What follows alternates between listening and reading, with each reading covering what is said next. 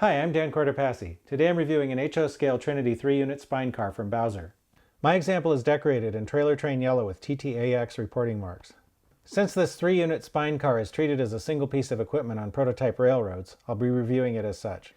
The MSRP for this car is $99.95. I paid $74.99 for my car at modeltrainstuff.com. We'll start the model at 100 possible points. The car comes in a cardboard box with a clear plastic window on top. Inside, a 2-piece plastic cradle holds the 3 sections of the car separately.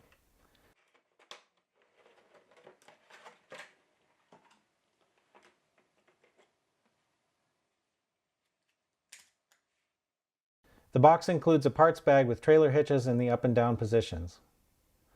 A number of tiny parts are also included. Be very careful when opening the bag, as these small parts are easy to lose. Unfortunately, there are no instructions or diagrams that say what these parts are for. We'll get to that a bit later.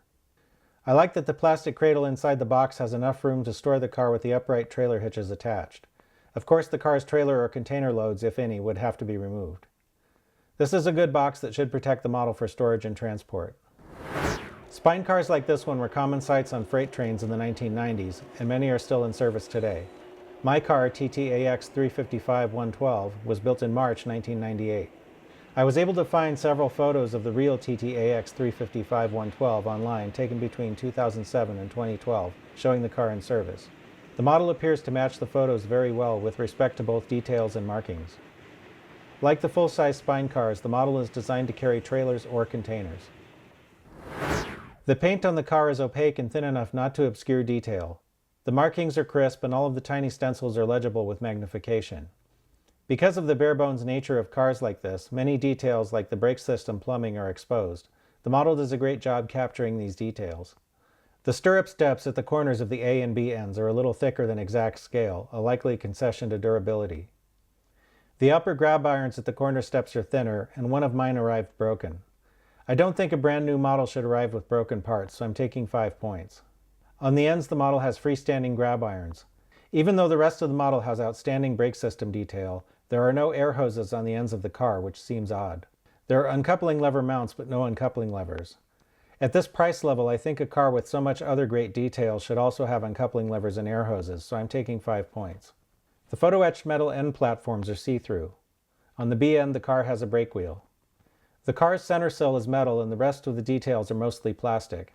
The overall combination works very well and gives the car some much-needed weight. The wider areas of the car sides that are meant to support trailer wheels look a little fragile and should be handled carefully. Some of the ones on my car are also bowed slightly upward. I like the tread pattern in these areas, which would look really good with some light weathering.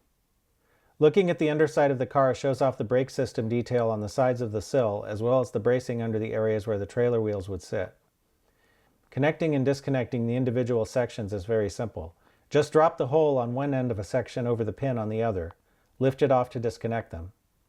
Tabs on the hitches fit into holes in the orange painted area of the center sill. The hitches will stay put on their own, but if you're going to operate the car, then tacking them down with some glue wouldn't be a bad idea. If you use something like canopy glue, then the hitches could still be removed later if you wanted to swap them.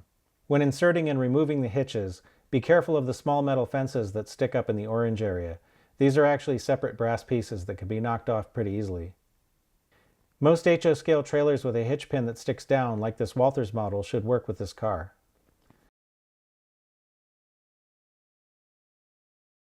The larger of the tiny parts in the parts bag that I mentioned earlier are supports for containers. These have a slight L shape and a hole in the top. The L should face the center of the car. These supports are designed to work in conjunction with the cast-in supports at the hitch end of each car. The supports will fit containers that have pins on the bottom, like these from Athearn, Kato, and Walthers.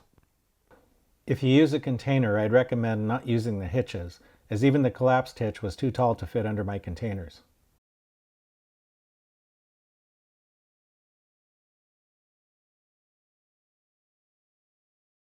I'm guessing that the smaller black parts are pins designed for use with containers that have holes in the bottom instead of pins. The model has body-mounted knuckle couplers on both ends. Looking for a match along the horizontal center line, the coupler on the A end is at the correct height. The coupler on the B end is high, so I'm taking 5 points. All the wheels are engaged according to the NMRA standards gauge. There is no body wobble, meaning that the car won't shimmy when it's rolling down the track. In total, the car weighs 10 ounces even. Individually, the A section weighs 3.2 ounces, the B section is 3.5 ounces, and the C section is 3.3 ounces. That averages to 3.3 ounces per section. The NMRA recommended weight for a car 8 inches long, which is the same as one of the spine car sections, is 5 ounces. Adding trailers or containers would be the easiest way to add weight to these cars, as the center sills are already made of metal and there really isn't anywhere to hide weights. The cars have a low center of gravity and feel weighty enough that I think they should track fairly well regardless.